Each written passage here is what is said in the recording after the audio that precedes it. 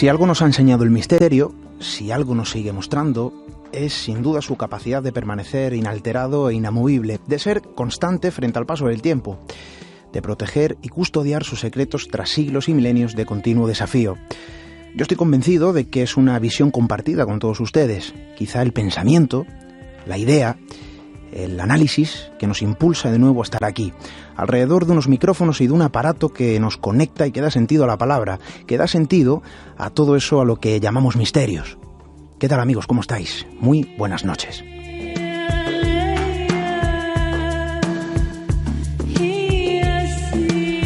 Nuestro mundo conserva una infinidad de cuestiones sobre las que se posicionan no pocas interrogantes, lugares, objetos, sucesos, formaciones naturales y artificiales que se muestran como un fósil que llega de otro tiempo y que figura como protagonista, ¿no?, en las páginas del misterio de nuestra propia historia.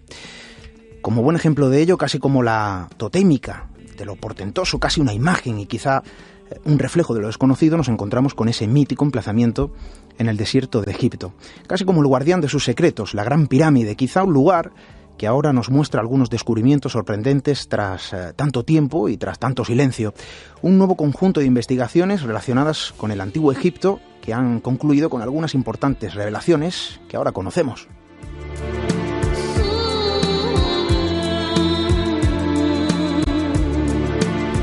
La traducción de un antiguo papiro, un ingenioso sistema de canalizaciones desenterrado recientemente y el hallazgo de una barca ceremonial de hace 4.500 años. Quizá estos podrían ser las piezas finales del rompecabezas milenario que revelaría cómo fue realmente construida la Gran Pirámide. Los misterios que provienen de la Gran Pirámide ya los conocen. A pesar de los siglos de investigación en torno a la pirámide de Giza, aún sigue en el aire una explicación, pendiente, ¿no?, de ser resuelta. Nadie sabe cómo los antiguos egipcios cortaron, transportaron y ensamblaron millones de bloques de piedra y roca de gran tonelaje. Sobre esto se ha teorizado, quizá demasiado, sin saber muy bien cómo y tampoco sin poner una palabra certera. No se ha llegado a ninguna conclusión, no existe ninguna teoría comprobada. Todos son hipótesis imposibles, pero ¿qué ha pasado ahora? Bueno, pues que el descubrimiento de un antiguo papiro en una cueva del antiguo puerto del Mar Rojo, la aparición de un sistema de canalizaciones olvidado desenterrado bajo la meseta de Giza y el hallazgo de una barca ceremonial sugieren ahora con una tremenda fuerza, según los expertos, que miles de trabajadores transportaron 170.000 toneladas, que no es nada, de piedra caliza a lo largo del Nilo en embarcaciones fluviales de madera. Sigue siendo una teoría más, en este caso, sobre una difícil tarea, pero quizá sea la más contundente hasta la fecha.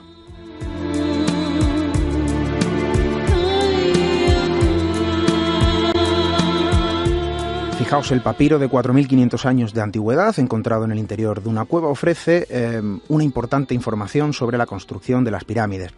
Según los expertos, está escrito por el supervisor de un numeroso equipo de trabajadores de élite a su cargo, y esto es lo que refleja la prensa. Y prácticamente situaría esto como una especie de diario de obras y describe en detalle la construcción de la Gran Pirámide, letras jeroglíficas que hablan en detalle, insisto, del transcurso de varios meses de obras de construcción para la pirámide de Giza, de los trabajos en las canteras de piedra, en esa cantera de Tura, que tanto se refiere en algunas enciclopedias. Está situada a la orilla del Nilo, ya lo saben, y de cómo los bloques de piedra eran extraídos en Tura y utilizados para revestir el exterior de las pirámides, de cómo eran transportados en barco a lo largo del Nilo y a través de un sistema de canales hasta el lugar de la construcción en una travesía que duraba entre 2 y 3 días. Y claro, hasta hace poco había escasas evidencias de un sistema de este tipo, de canalizaciones y en este lugar, que evidentemente con el reciente descubrimiento se cambia la perspectiva. En este caso, además, se han encontrado 7 embarcaciones en la zona que circunda la pirámide de Keops. Esto quizá nos aproxima a uno de los grandes misterios de Egipto, aunque desde luego no le resta un ápice de valor al prodigio arquitectónico que representa la Gran Pirámide de Giza.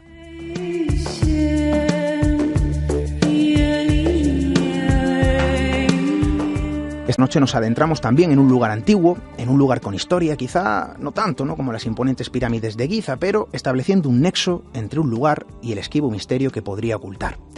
Bienvenidos a Misterio en Red.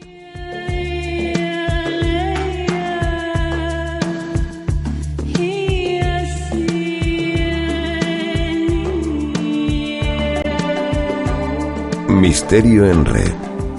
Esteban Palomo.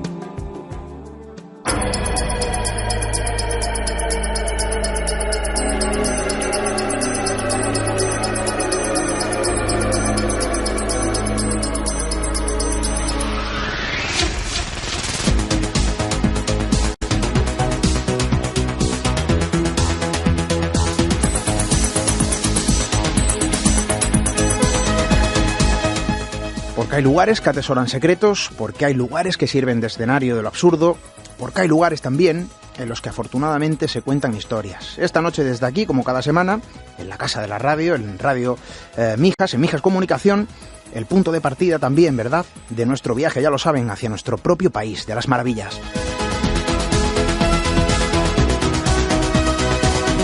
Hoy vamos a conjugar 3 elementos arquetípicos dentro de un determinado tipo de crónicas: un emplazamiento, la imagen de un niño, casi como la sombra de la intrahistoria de un determinado entorno, y en algunos casos el miedo. Hemos estado en el lugar, un edificio público, la localidad de Marbella, en Málaga. Durante este verano han surgido nuevos testimonios que hablan de una extraña presencia. Yo personalmente he conectado, con una serie de visitas, vamos a decir así, que por diferentes cuestiones me han obligado, ¿no?, a estar por allí. Y prácticamente esto es también lo que nos emplaza a que tengamos que hablar de ello, ¿no? Pero es que además hemos experimentado, hemos regresado esta misma semana con la intención de traspasar la línea imperceptible que divide aquel entorno y queremos hablar de ello. Hoy gozamos, eso sí, de bastante compañía en el estudio, donde además se encuentra nuestro compañero Paco Quevedo, que hace triplete ya en esta 4ª temporada y que de nuevo está con nosotros para hablar de esto, del lugar y de la presunta y conocida niña del Cortijo Miraflores.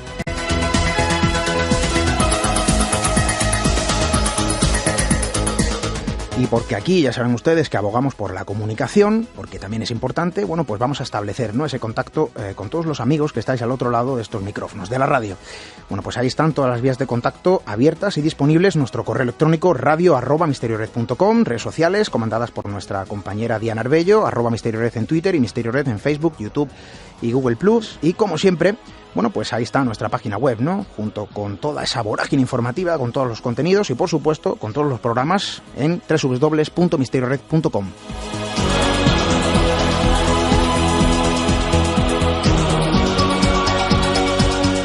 La crónica de un entorno que describe una vieja historia, la imagen que, como un eco del pasado, parece proyectarse de forma caprichosa, arbitraria y sorpresiva, las huellas de una pequeña presencia descrita y narrada en algunos testimonios. Si os parece, vamos a conocer la intrahistoria de este edificio, el Cortijo Miraflores.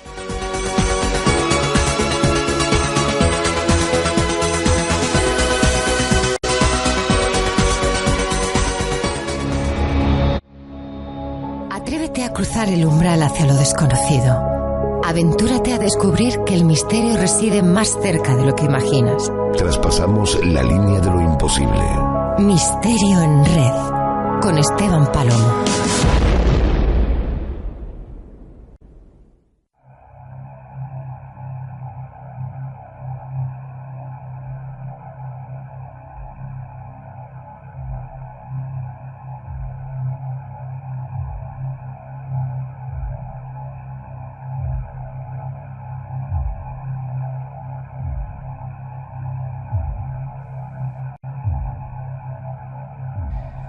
Si os parece, vamos a sumergirnos en una de esas historias que pueden desarrollarse bajo su propia opacidad en un lugar cercano a nuestro entorno, dentro o cerca de nuestra propia ciudad o pueblo, y que solo conocen los vecinos que han crecido bajo la sombra de su turbia realidad. Es la historia quizá de ese lugar diferente en el que ocurre algo diferente. Puede que muchos de vosotros conozcan esa historia contada en el vecindario, quizá por los ancianos, incluso, ¿no?, narrada por adultos ante la inquieta mirada del joven. Porque de norte a sur, de este a oeste, nos encontramos con la crónica sobre casas embrujadas, castillos habitados por entidades que vagan en su interior, bosques donde residen extrañas presencias y carreteras donde aparecen figuras llegadas de otro tiempo. Y esta noche ponemos rumbo a uno de estos entornos, a un lugar diferente donde parece suceder algo diferente.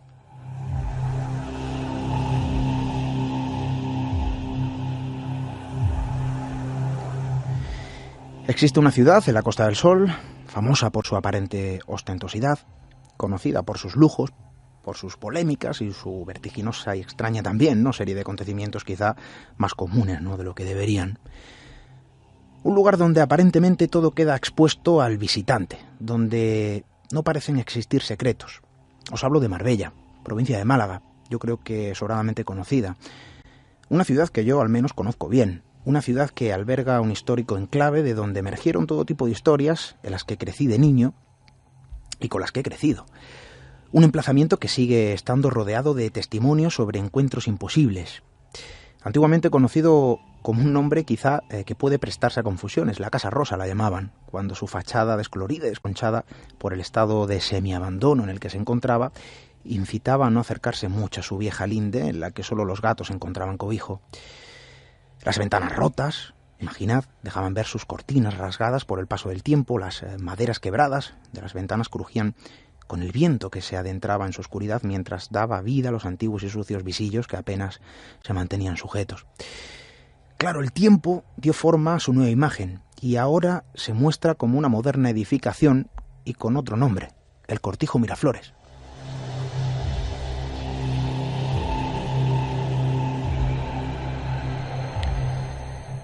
Los niños y adolescentes la miraban de reojo. Yo lo recuerdo bien. Las madres alertaban, ¿no?, sobre los peligros de acceder a este lugar. Era un edificio viejo, pero el miedo que despertaba obedecía a otro tipo de naturaleza.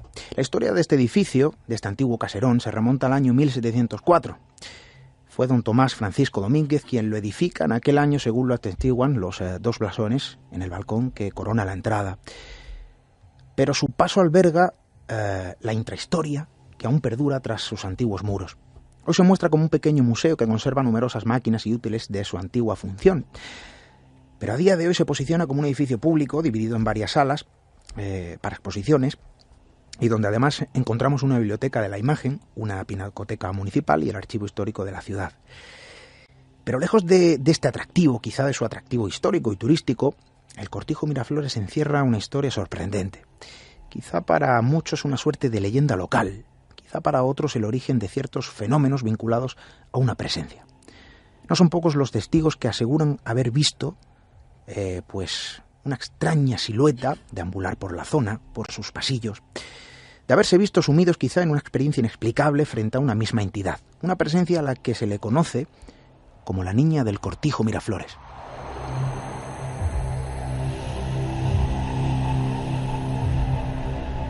Vamos a adentrarnos, si os parece bien, en este lugar. Vamos a conocer su historia y sus historias, que no son pocas, porque hay mucho que contar.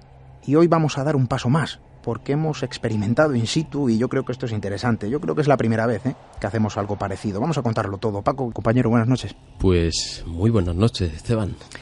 Yo estoy muy entusiasmado, ¿no?, porque decía que nosotros sí que es cierto que hemos estado realizando varios reportajes, no sé si llamarlo investigación, pero en este caso hemos realizado una especie de experimentación que yo creo que va a ser muy interesante. Lo vamos a decir y lo vamos a contar todo, además estamos aquí con los protagonistas, pero vamos a situarnos, vamos a ponernos en situación. Hay un edificio, Cortijo Miraflores, ciudad de Marbella, lejos de esa imagen no lujosa que presenta la ciudad, y quizá en este rincón es algo más añejo, algo más tradicional. Hablamos de un edificio moderno, pero que conserva su esencia y sobre todo que conserva esa otra historia, la intrahistoria que está escondida, ¿no?, en sus muros. Bueno, estando allí, como dices, pues oye, uno lo siente. Yo no soy demasiado sensitivo, pero estando allí realizando este experimento con diversas personas, cada uno con su método, intentando localizar alguna cuestión, pues resulta que sí, allí se nota alguna cosa distinta.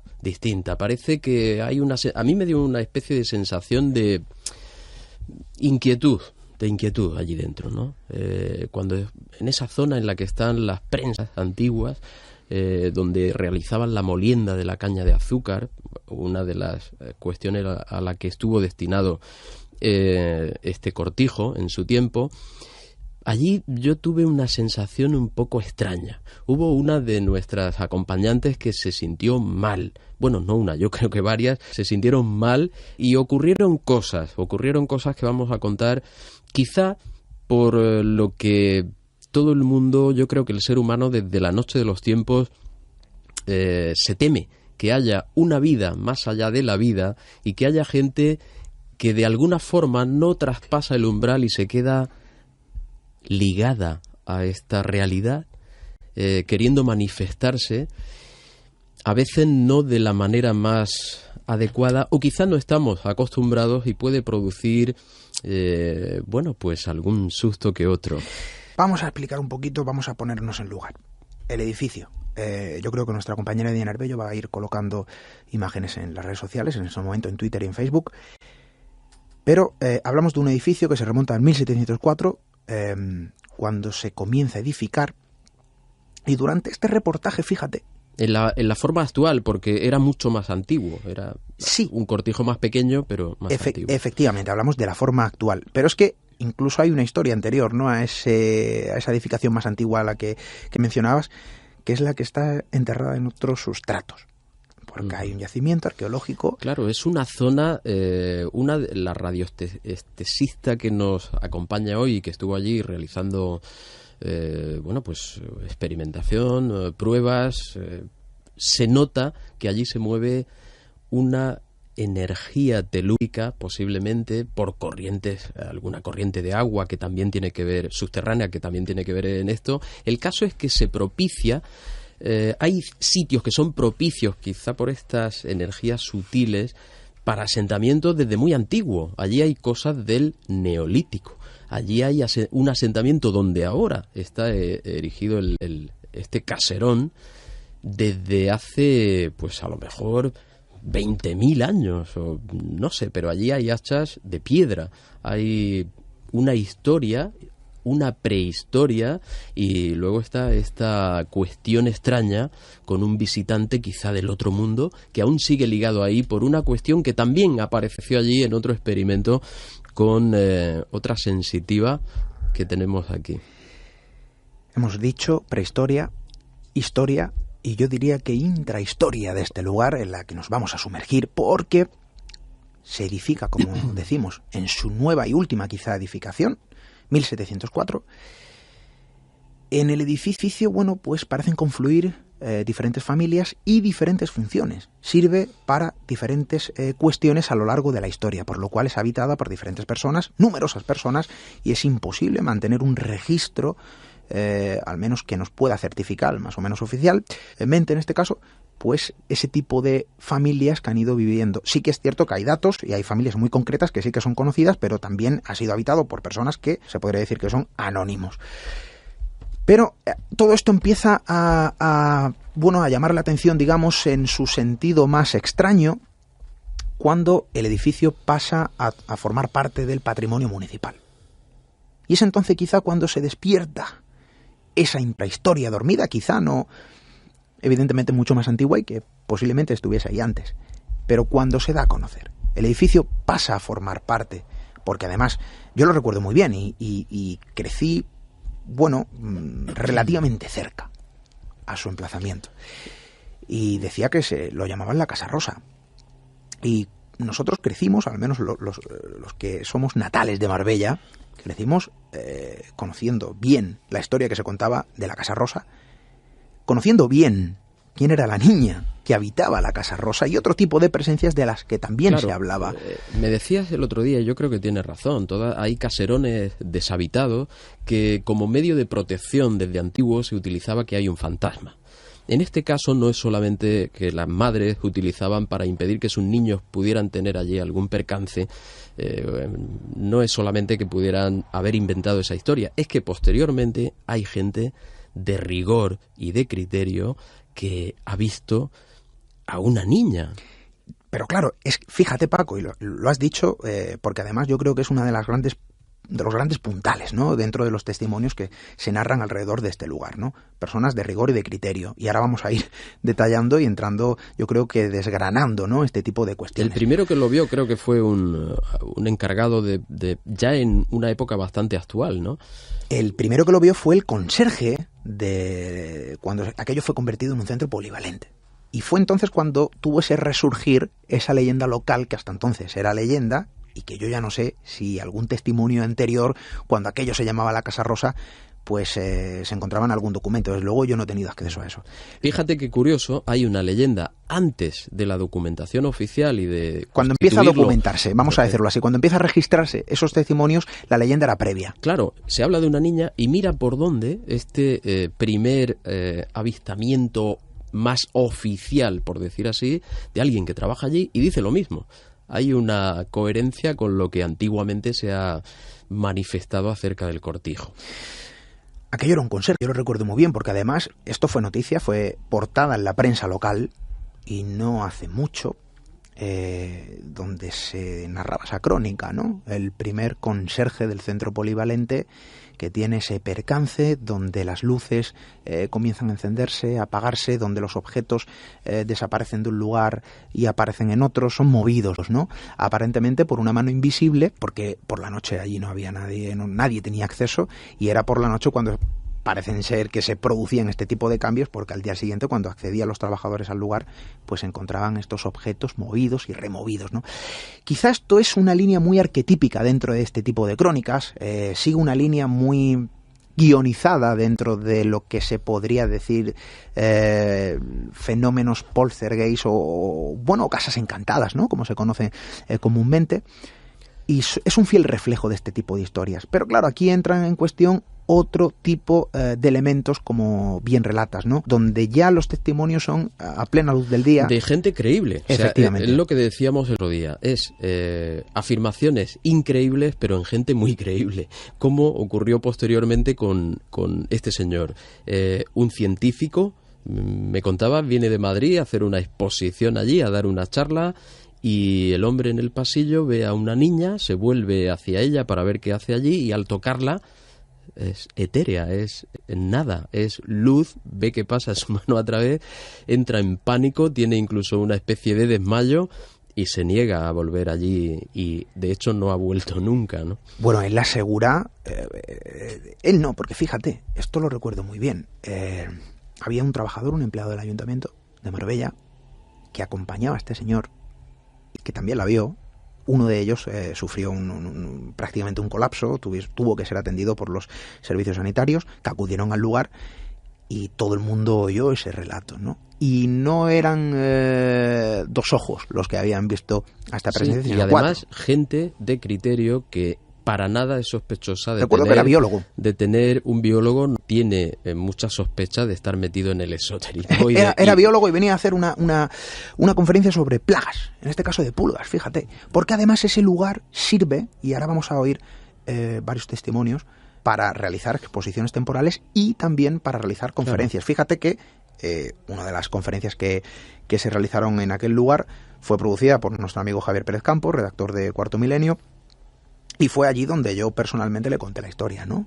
Oye, además lo recuerdo muy bien. Oye, Javier, después de aquella conferencia, pues menudo lugar, ¿no? Se ha elegido para que vengas a dar una charla. Y yo recuerdo bien que me dijo, Javier, hombre, pero ¿por qué dices eso? Y yo le dije, bueno, no conoces la historia de este lugar, ¿no? Aquello dio paso a un reportaje en Cuarto Milenio que muchos de nuestros amigos lo recordarán. Claro, ella se contó y se desgranó un poco qué es lo que ocurría aquí. ¿Cuál era esa presencia, no? La gente habla de una imagen muy clara y además se repite y es cíclica esa descripción. Hablan de una niña de entre 9 y 10 años, ataviada con un ropajes antiguos, vamos a decir así, con un vestido blanco, casi como una suerte de vestido de comunión, y que deambula por sus pasillos y salas, quizá en lugares muy concretos. Además diciendo algo curioso, estoy esperando a mis padres, quiero ver a mis padres, ¿no? Pregunta por ellos, ¿sabes dónde están mis padres? Sí. Esto abre un debate para mí impresionante, interesantísimo y trascendente. ¿Sobrevivimos? ¿Es capaz la conciencia? ¿Esta niña fue real en un momento en el mundo físico? ¿Dejó de vivir? Y como asegura más de una teoría, ¿podemos quedar atrapados entre 2 mundos y manifestarnos en el físico una vez fallecidos? Es interesantísimo. Aquí nos luego encontramos el mundo de la fantasmagoria bien interpretada y sin prejuicios, sin chiste fácil, pues oye, es algo muy trascendente. Aquí nos encontramos, fíjate, que hay algo que a mí me llama la atención, ¿no? Porque el paso de los testimonios, y ahora vamos a ir poniendo algunos, recientes sobre todo, el paso de los testimonios es muy curioso. ¿Por qué? Porque la gente que ha crecido en este lugar y ha mantenido el Cortijo Miraflores, antiguamente la Casa Rosa, más o menos cerca a lo largo de su trayectoria vital, pues prácticamente está acostumbrada, ¿no? Yo recuerdo muy bien que a mí de pequeño me decían, oye, la Casa Rosa, no entres ahí. Era peligroso, porque estaba, no te voy a decir semiderruida, pero era un lugar que no estaba cuidado. Abandonado, ¿no? Muy abandonado. Aquello era un nido de lechuzas. completamente, y donde solo habitaban los gatos que se colaban a través de sus ventanales, ¿no? Y todo a partir del marco de la ventana era negrura, era oscuridad. Quizá, fíjate, en esas condiciones, con esta historia negra detrás, si tú entras ahí, en el crepúsculo, por ejemplo, y solo te aparece un gato, la sugestión podría hacerte ver un fantasma. Y entraríamos aquí en una posible explicación de cómo se generan este tipo de cosas. Si vas predispuesto a verlo, acabas viendo lo que te han dicho que se ve ahí dentro. Pero a eso iba, Paco, porque uno crece, y hablo de mi experiencia personal y de muchas personas que yo conozco, y que algunas, no te digo muchas en este caso, porque son las que menos, pues sí que han sentido, han visto. Claro, es que luego vienen estas historias, gente que no sabe nada, que es el conserje o un señor que viene a dar una charla. O gente que sí que sabe, y ahora vamos a escuchar un testimonio, y que no se lo cree, porque ha crecido en este entorno y jamás ha visto nada, porque ha visto cómo el edificio ha sido modificado con el paso del tiempo, ha sido utilizado de forma pública para actividades turísticas, y que lo visita con frecuencia, y que jamás, durante décadas, ha ocurrido absolutamente nada. Y acaba creyendo que es falso. Hasta que ocurre. ¿Qué es lo que nos hemos encontrado este verano? Es lo que nos emplaza a hablar de esto ahora. Es lo que nos ha empujado a experimentar y a realizar una especie de experimento que ahora vamos a detallar y vamos a hablar con los protagonistas. Pero vamos a conocer uno de estos testimonios. Paco, lo recogía yo este verano, que además tengo que decirlo porque me siento afortunado. Esto mismo se cuenta, lo cuento, tengo la fortuna de poderlo, en el número de este mes de Año Cero, donde también se relata y donde el testimonio que ahora vamos a escuchar de Julia, una vecina, evidentemente esta identidad pues la tenemos que proteger porque nos ha costado mucho que hable para la radio, ya para el reportaje de Año Cero le costó hablar, para la radio todavía más. Por cierto que te felicito porque el artículo está muy bien, ¿eh? Te lo agradezco, Paco, pero como decía, vamos a escuchar el testimonio de Julia. Soy una vecina de la zona, vivo cerca del Cortijo Miraflores, donde se realizan anualmente varias exposiciones. En una de estas visitas, cuando me encontraba en la zona cerca de los cuartos de baño, bajando lo que es las escaleras de la primera planta a lo que es la zona baja, un fuerte tirón en lo que es la camiseta. Ese mismo tirón me hizo lo que es girar el brazo hacia atrás. En ese mismo momento yo pensé que la camiseta se me había enganchado con alguno de los barrotes o algo de la barandilla de la escalera, pero fue mi sorpresa cuando fui a mirar hacia atrás que ese tirón que había notado tan fuerte en mi camiseta no había sido por ningún barrote ni había sido tampoco por ningún gancho de lo que es la barandilla, no había sido nada ni nadie que había estado ahí.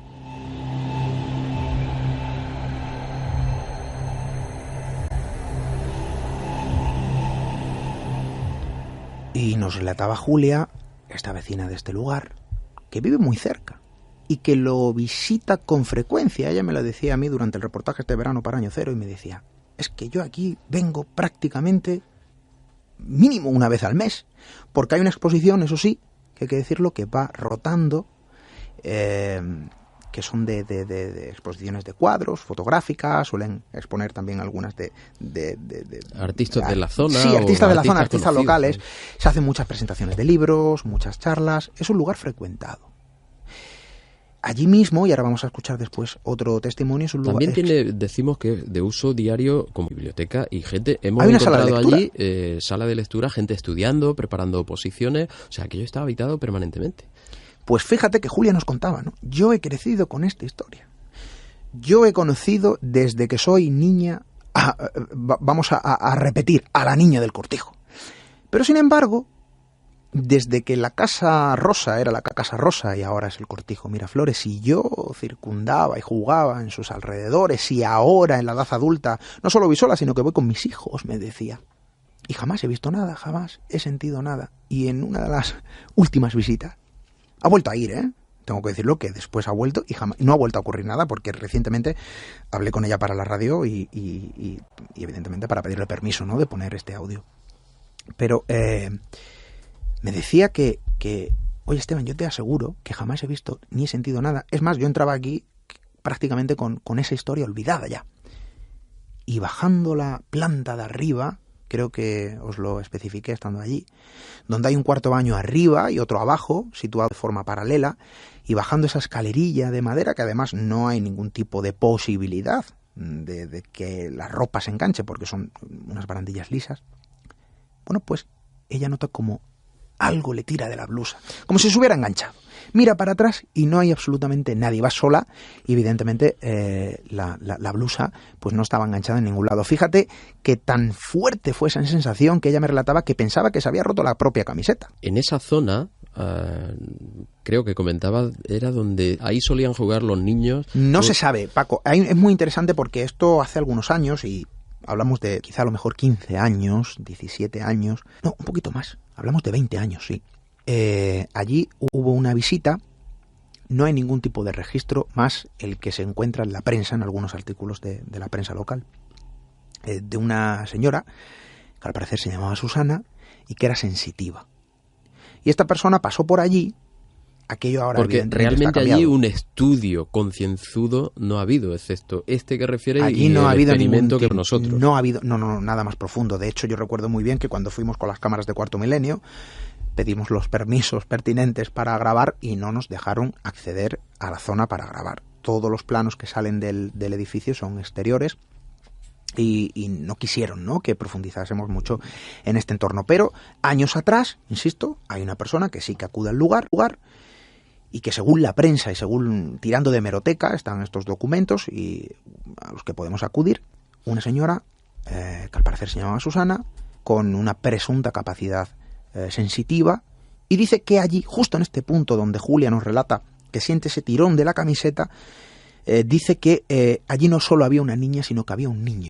Según ella, era el niño el que realizaba esas travesuras, vamos a decirlo así.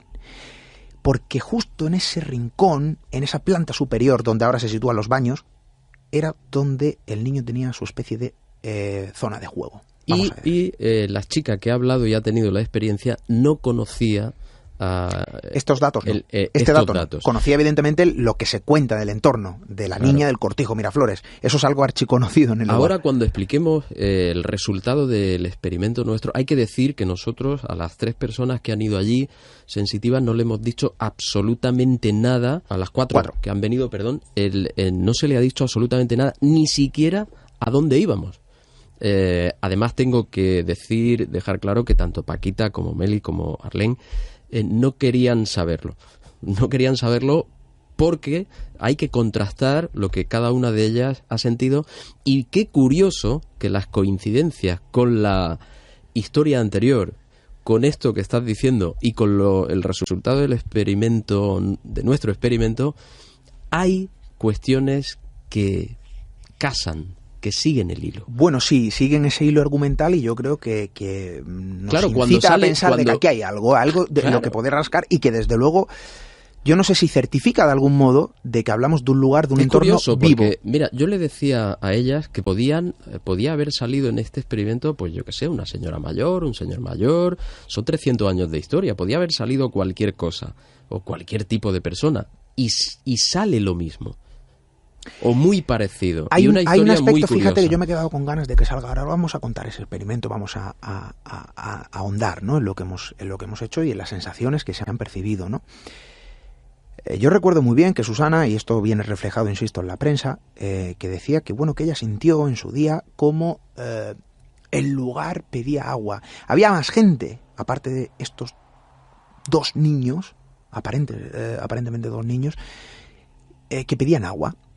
Y donde se barajaba la posibilidad de que ahí hubiese habido un incendio. No hay ningún tipo de documentación histórica, no hay ningún tipo de documento en el archivo histórico, porque eso evidentemente no tiene ningún tipo de registro municipal hasta que forma parte del patrimonio municipal, pues de que haya habido o no algún tipo de incendio en el lugar. Nosotros hemos acudido a este entorno con personas, vamos a decir, con capacidad o con cierta sensibilidad, y este dato no ha salido a relucir, pero sí que es cierto de que ha habido una serie de nexos que unen efectivamente y que desde luego establecen una conexión muy importante.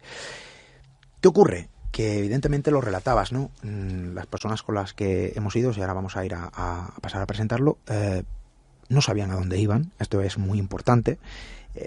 Lo hacíamos recientemente con 3 de nuestras amigas. Anteriormente estuve con Josefina en esta zona y ahora vamos a hablar con ella también. Y un poco para hacer ese rastreo, ¿no? Ese experimento. Oye, ¿qué pasa si metemos a diferentes personas? Bueno, con sensibilidad o con cierta capacidad de sensibilidad, ¿no? Porque yo tengo que decirlo, que soy menos sensible que una roca. Pues vamos a ver qué pasa. Vamos a ver qué es lo que nos encontramos, ¿no? Porque hay muchísima información al respecto en forma de testimonio, ¿no? Decías que hay una sala de lectura y esto quizás es lo que también nos hace o nos enseña un lugar vivo de continuo trasiego, donde hay un ir y venir de personas y donde también surge el testimonio de lo imposible. Hablábamos con Guillermo. Guillermo es un estudiante que acude a esta zona de forma habitual, lleva varios años haciéndolo, acudiendo a esta sala de lectura, y nos contaba esto. Vamos a escucharlo. Bueno, pues yo soy un estudiante habitual de allí, llevo yendo desde la secundaria, ahora me encuentro en primero de carrera, y uno de los días que fui temprano a la sala de estudio del Cortijo, me encontraba solo y oí una especie de susurro que provenía desde dentro de la sala. Yo creía que era una niña que estaba dentro escondida, me levanté, miré por la sala y no había nadie.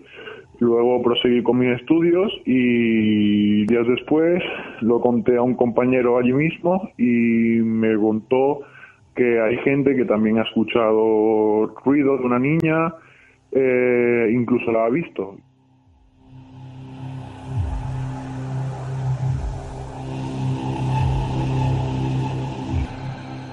Fíjate, ¿no? En este caso Guillermo, un chico que lleva ya estudiando ahí, usando esa zona, ¿no? como lugar de estudio durante varios años, y que sin embargo, sí, ahora lo vamos a contar. Me dice que en esa zona, Meli...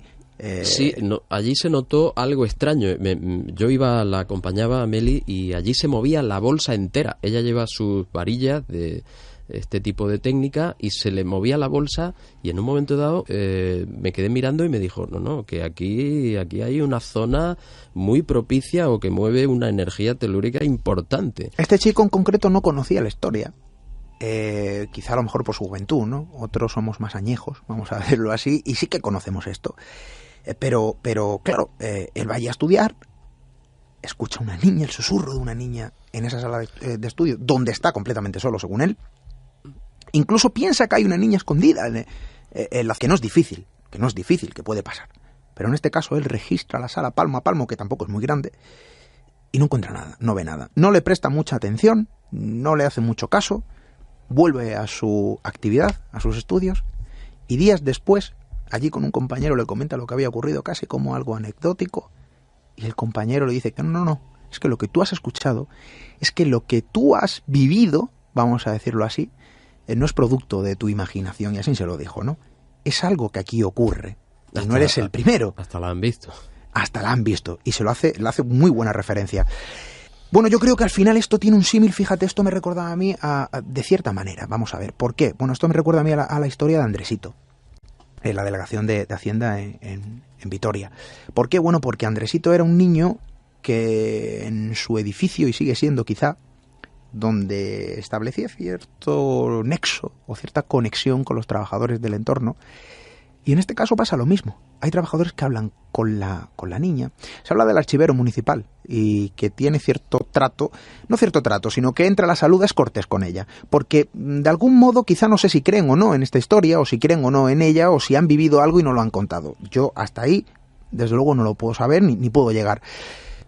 Pero que la tienen quizá muchos trabajadores, y eso sí que me consta, con cierta, vamos a decir, referencia, que no sé si creen o no, insisto, pero que por si acaso saludan, yo no sé si será por eso.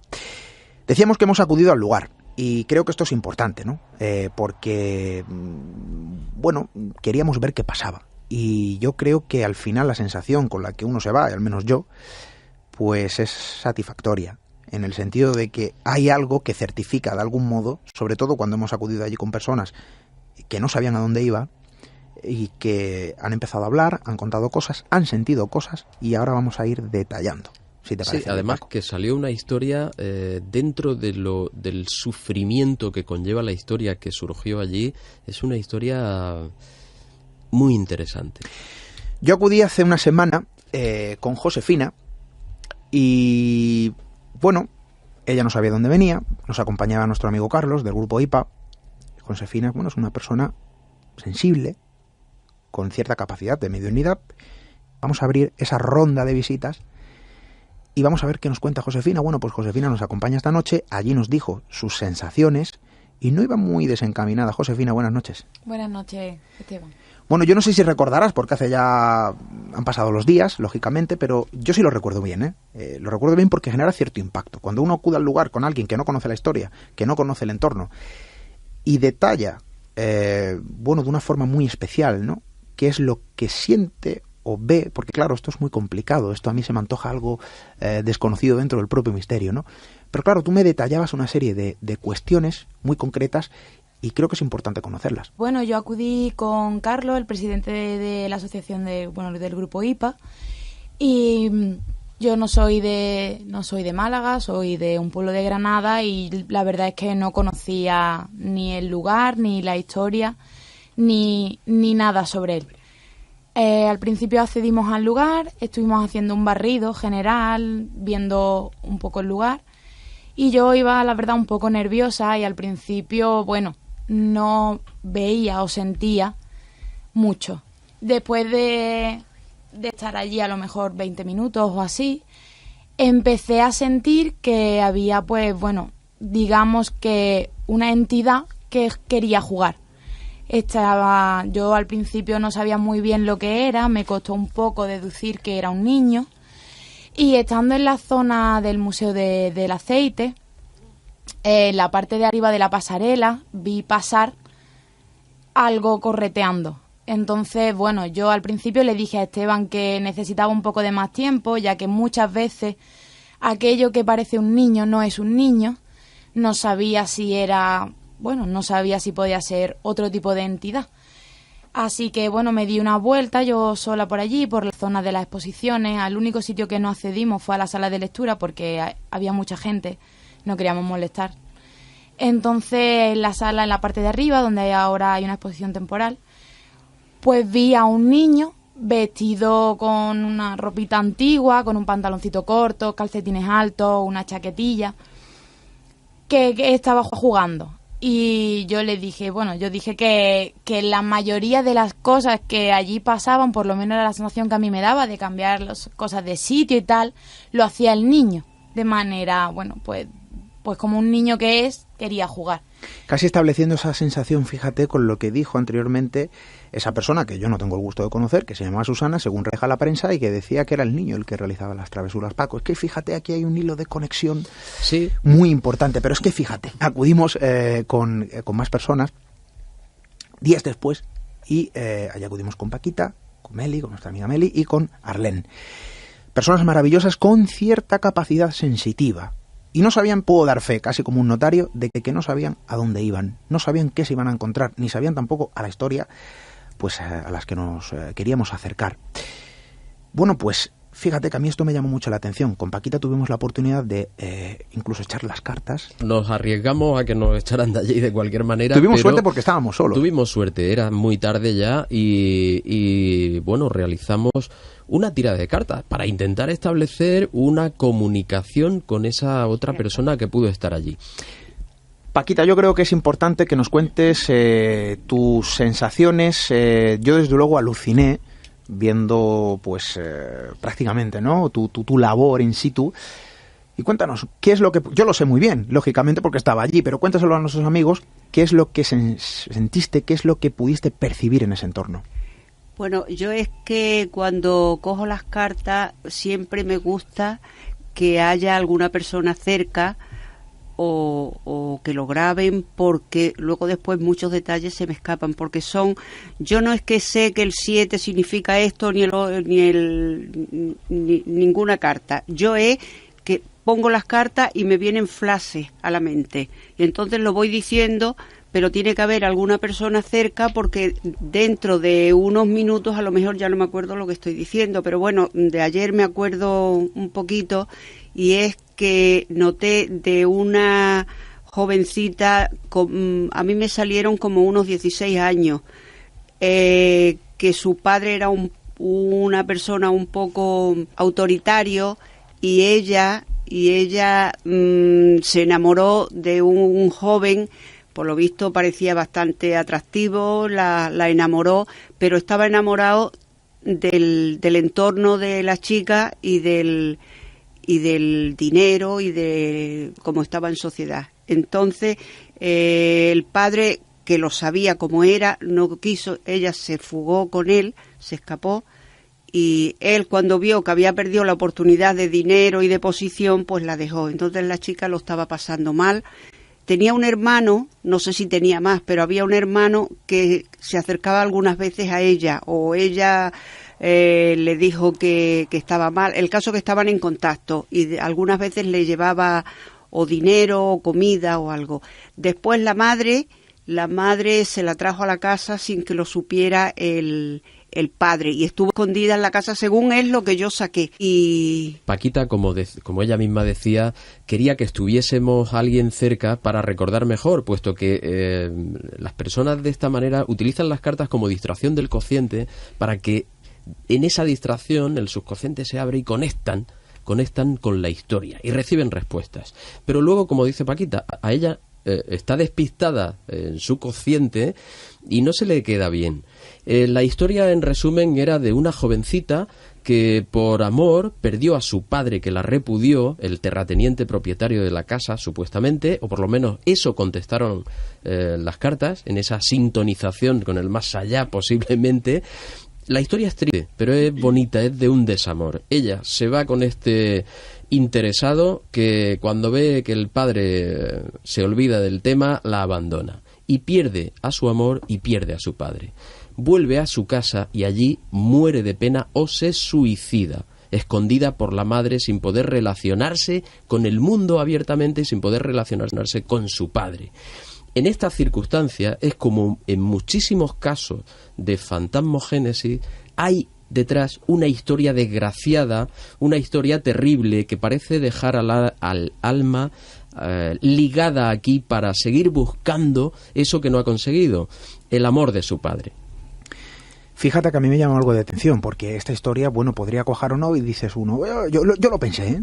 Pero ¿y la niña? ¿Quién es la niña? Porque hablamos de una muchacha ya más mayor que una niña de 9 o 10 años. Pero y muy también, joven. Y también de un hermano. Y me decía Paquita, bueno, puede ser que se esté representando, bueno, no representando, es que no sé muy bien cómo que se esté esto. apareciendo, que se esté apareciendo, reflejando en su periodo o en su etapa cuando se llevaba bien, infantil, cuando ella fue feliz, cuando su padre la quería. Y fíjate que la querían todos en la casa. Personalmente, oye, yo no sé si como teoría, como hipótesis puede servir para nuestros amigos. Fíjate, ¿no? Amigos.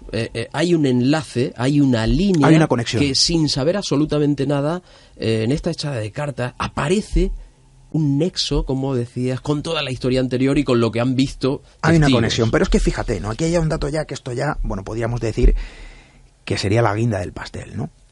Nuestra amiga Meli, que con esas varillas, incluso con el péndulo, la pude ver realizar varios paseos a diferentes salas, y había puntos muy concretos que bueno, aquello parecía mostrar cierta actividad. Meli, cuéntanos, porque yo creo que tus paseos incluso pudiste hacer uno en solitario por la planta baja. Cuéntanos un poco cuál fue esa sensación y para que nuestros amigos puedan entender y puedan completar este experimento. Antes de nada quería comentar lo que, por si alguien no sabe lo que es la radiestesia, que la radiestesia es la facultad que poseemos para percibir radiaciones, estímulos eléctricos, magnéticos y electromagnéticos. Y estos estímulos pueden influir, estas energías actúan tanto a nivel físico, mental, emocional y espiritual. Y con esta maquinaria, vamos a decirlo así, con estos mecanismos, tú actúas, alguien que conoce bien, desde luego, ¿no?, cómo funciona este sistema, y empiezan a surgir sensaciones. Sí, pues en las pocas salas que pudimos visitar, porque había algunas que estaban cerradas, pues la verdad es que donde yo noté que podía haber un vórtice era en la sala, precisamente en la sala de lectura. Allí no pude usar ninguna herramienta de las que normalmente usamos, como el péndulo o las varillas, pero llevaba una bolsa en la mano y la bolsa se movía. Claro, es que estaba bastante. La gente estudiando. Entonces pero fíjate no que fue en la misma zona donde Guillermo nos relataba que había escuchado a la niña. Es decir, esto, oye, se tiene su movió. conexión. Además que yo lo observé, ella estaba andando normalmente por toda la sala sin nada especial. Yo estaba mirando, bueno, pues vamos a dar un paseo. Y de pronto vi en esa zona justo, o sea, ¿cómo sabía Meli que era esa zona? Fíjate que en la planta No lo superior podía también saber. esas varillas actuaban justo encima de la sala de lectura. No sé si, Meli, porque yo, Sí, más o bueno, menos tú referías. Había algunos cuadros que estaban como cargados energéticamente, unos negativos y otros positivos, porque claro, los objetos que se ponen encima de una energía nociva se cargan de esa energía nociva. Lo mismo que hay sitios buenos que se cargan positivamente.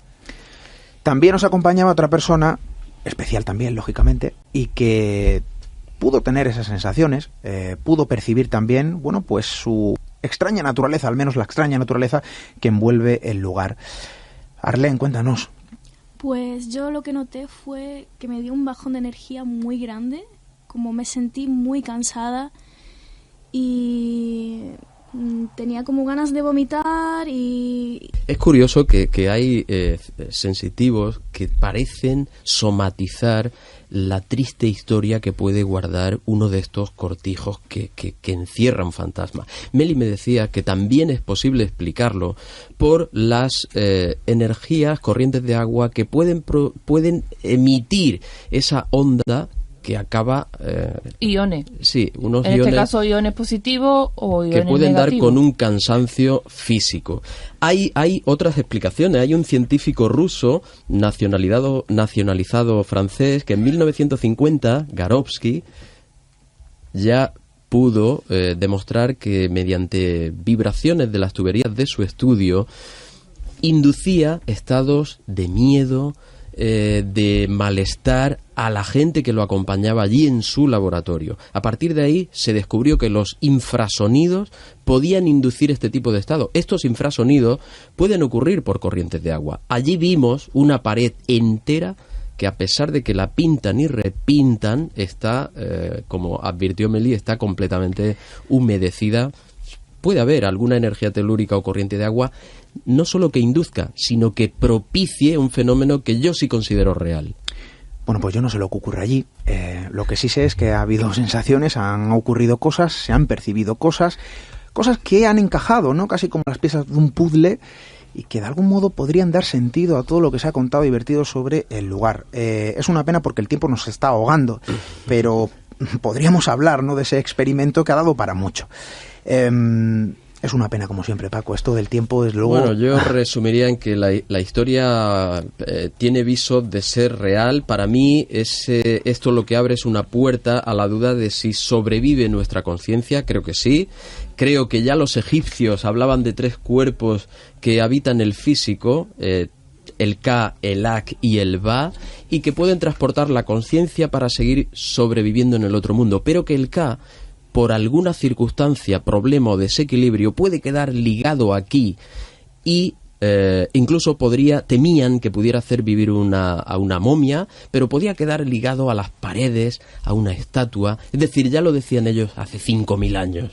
Los fantasmas aparecen en la epopeya de Gilgamesh. Esto es acompañado al hombre siempre y trata siempre de esa trascendencia que está esperando para que la descubramos. Pues ahí queda la cosa. Al final el misterio sigue siendo misterio, pero bueno, ha habido piezas, ¿no?, interesantes que hemos podido comprobar. Vamos a dejarlo ahí. Nosotros vamos cerrando.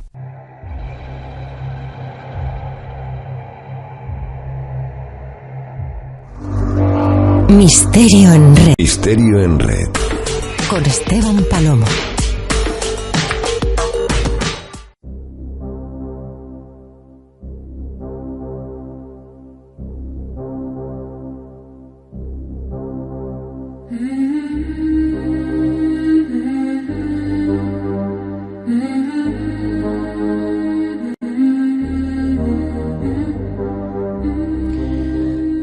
Un lugar, la viva imagen de un niño y el miedo. Quizá esto sea un arquetipo dentro de las incontables historias que orbitan alrededor de todo eso a lo que llamamos misterio.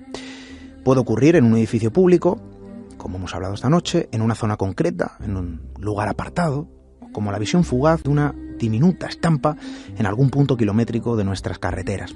Da igual dónde ocurra. Cuando algo irrumpe, cuando algo extraño aparece, quizá bajo la aparente silueta del niño, se despierta cierta inquietud diferente. Lo inocente genera un miedo profundo. Lo extraño bajo esa careta despierta el mayor de los miedos.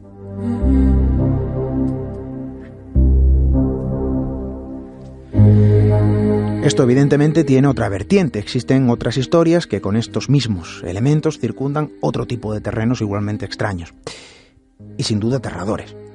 Veréis, a principios de esta semana, creo que fue el pasado lunes por la mañana, con el primer café y la primera lectura de la prensa, y como siempre, casi como la costumbre de a ver qué va a ser hoy, pues el titular que impacta bajo, otra capa y en otra área de la mente, vamos a decirlo así.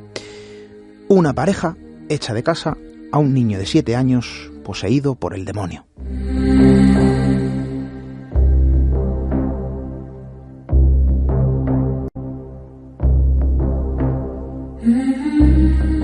Esto ocurría recientemente en Estados Unidos, aunque en nuestro país se han transcrito episodios similares en diferentes épocas.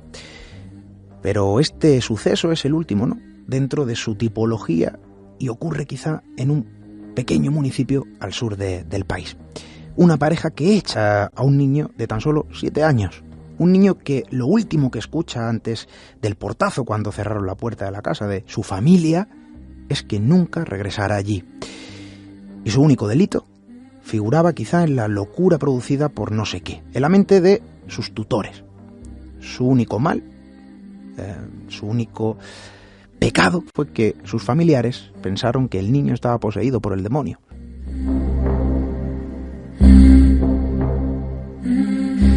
La propia policía preguntó a la madre y a su pareja si estaban bajo los efectos de alguna droga. Ellos respondieron que no, mientras le explicaba que aquello fue provocado por el mal comportamiento del niño, y en vez de educar y buscar la ayuda de especialistas si llegara a ser necesario, pues no tuvieron una mejor idea que acudir al predicador del pueblo, que en su defecto no tuvo una mejor cosa que decir que el niño estaba poseído por el demonio. El resto ya lo saben, lo describe la prensa. Fue un vecino quien llamó a la policía cuando vio por el vecindario, en plena noche, al pequeño de 7 años, pues llorar desconsolado, imagínense. Iba con una pequeña mochila, con ropa y algún juguete.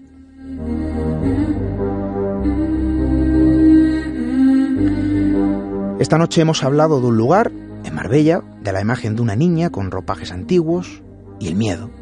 Esta noticia también habla de un lugar, también habla de un niño y del miedo. Dos historias diferentes con elementos compartidos, pero ¿cuál de las dos os provoca más miedo? Desde luego, para mí la respuesta es clara y contundente, pero yo os dejo ahí la pregunta. Hasta dentro de 7 días.